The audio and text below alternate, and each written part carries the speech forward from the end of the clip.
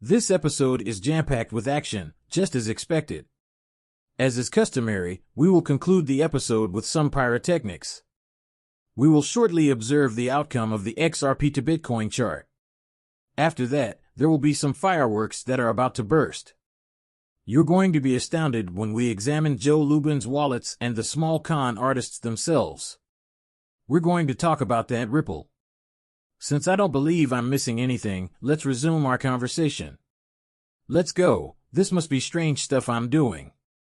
If this is your first time on the channel, please press the subscribe button and let me know what you think in the comments section below. You'll need 2 seconds to complete it. It's cost-free. Enabling the alerts and clicking the like button greatly aids the channel. This action is free of charge and demonstrates your support for the channel, which in turn helps it rise in the YouTube rankings. Presently today is a favorable day for Bitcoin. 1.59% would prefer to see it arrive at $62.60, with Ethereum arriving at $2.97. It has now dropped to 19% over the last 24 hours. It is encouraging to see that both USD-TAH and USDC are closing at 99. I think I could just record this. I'm recording this section of the video because, at 50 cents, we've experienced a 1.3% drop since our previous session. It's the same on the hour on the 90th day on the 30th day, but don't worry, things will change, and the entire market capitalization of cryptocurrencies will change to $2 trillion. We had a significant victory when the day began. The Knicks dominated the pace last night. We are now up 3-2, and the East Conference Finals are just one game away. We're all just in a pleasant mood. What's your attitude like this morning? It's afternoon, as you should be aware. On Wednesday, we are at the halfway point. Each passing day brings us closer to the bull run and parabolic move, during which we will witness several occurrences. These cryptocurrency prices skyrocketed. Yes, I haven't been involved in cryptocurrency since 2017, which spans 2 bull runs and nearly 7 years of stagnant markets. 6 years without any markets. It's been difficult, even more so than from 2017 to 24. In the last 17 to 7 years, we have endured approximately 5 years of severe market downturns without any action, resulting in a significant amount of conflict between communities. People's faith is starting to wane. What's genuinely highly optimistic? Whenever you encounter a similar situation, it's a sign. People, it's bullish because we already know what will happen next. Losses will occur. Trust because of how simple it is. People begin to quarrel, and prices begin to soar. As you step back, does the market remain quiet? You do monitor the market on Twitter. The indication is positive, so if Twitter turns bearish, it's not a favorable sign. It's a positive signal, and that's who we are. Observing the current situation, I informed you that I had plans for May or June. I shall see if I'm correct, but there will be a market breakout. For a considerable amount of time, Bitcoin has been declining. Currently, it is between 60 and 64K. You can imagine where this goes. It drops again to 63.5. The range has been consistent, dropping to 60, rising to 63,000, and then dropping again to 61. There's only going to be ups and downs, correct? When Bitcoin takes off, the rest of the market will follow suit. This is just the beginning of the season. This year, Bitcoin is going to go bonkers. If it crosses 100,000, money will start to flow into the altcoin space. Crypto is where it's all at. I would like to stay informed about the latest and most exciting developments related to Bitcoin, Ethereum, and the NFT projects of the SEC. Verbal. Visit the website and have a look. They're all fairly straightforward to read. We can visit this post. It's quite lengthy. Please write an article for XRP News. A few days ago, a 2-minute read left you fully informed. Take a look at it. It's that simple. Joe Lubin the truth scoffs at those who do not follow Bohr. I advise you to follow him, sleuth. Joe Lubin, a well-known scammer who has committed more fraud than Bernie Ma, is a complete genius who meticulously dismantles these wallets. We revealed that he used more than half of his Bitcoin addresses to purchase Ethereum during its initial coin offering, ICO, as well as in collaboration with the following list contains numerous Ethereum addresses that match the Genesis Block Z recipients. Though there are others, this wallet network is extremely obvious. Everyone can see this wallet network most clearly in the next post's appendix includes identical addresses. Any government book requires hundreds of hours of dedication. Writers learn truths from all sources.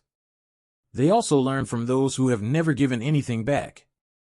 This is where the spider web effect is visible. This is absurd. This is completely absurd. He received Ethereum in exchange for Bitcoin. Oh my God, indeed, everyone believes he's finished, Lord. Nothing is correct, so let's discuss the XRPL grants and the appropriate code of conduct. It's really easy, be respectful.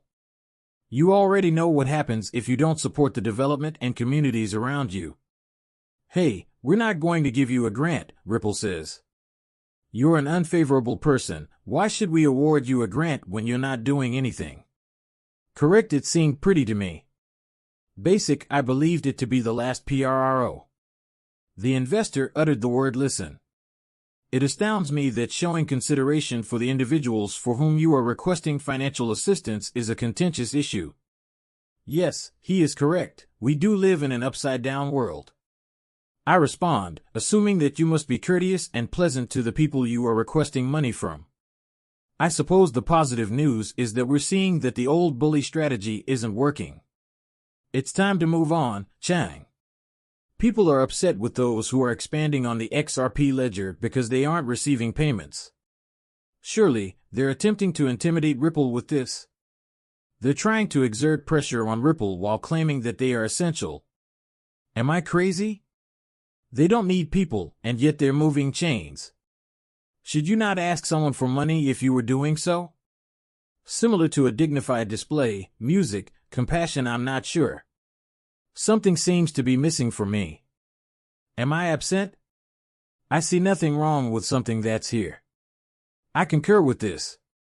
If I were a firm seeking to throw money away, I would be looking out there and saying, you know you're a dick. Nothing is being given to you. You are very kind, but you're okay. You are really helpful and consistently respond to inquiries. Those are the kinds of people to whom I would like to say, I can give money, give a grant, and help them out. Am I correct, or am I crazy? Please let me know. Daniel, what you envision is still a possibility. However, as you can see, the thread is still active. Timey said, let's say this, because we're just having a chat and not arguing. While this is accurate, isn't it something you should have investigated as part of your project? Tim is arguing that you should have done the research into what you are attempting to build and know how much money you need to build your project out. You wanted to develop an XRP ledger, but you knew that you needed millions to have a chance to be viable before you started. Before you even started the project's construction, you knew that you needed millions. Daniel responded, so you believe every time someone creates a successful project? They took a seat at the table and quickly completed the math. If they didn't have the necessary cash on hand, they stated, well, anything will do. Yes, you shouldn't start a business if you don't have the necessary funds. For example, let's say you want to construct a restaurant but only have $750,000. Darren tells me that's okay, we'll just develop the restaurant in 3 different ways. We're hoping to secure funds, grants, loans, or other forms of support from others to complete the restaurant. After all, you can't create something without money. You should not rely on assistance from others. Once your project is complete, you should have sufficient funds to finish the development you desire. That's how simple it is. I simply don't.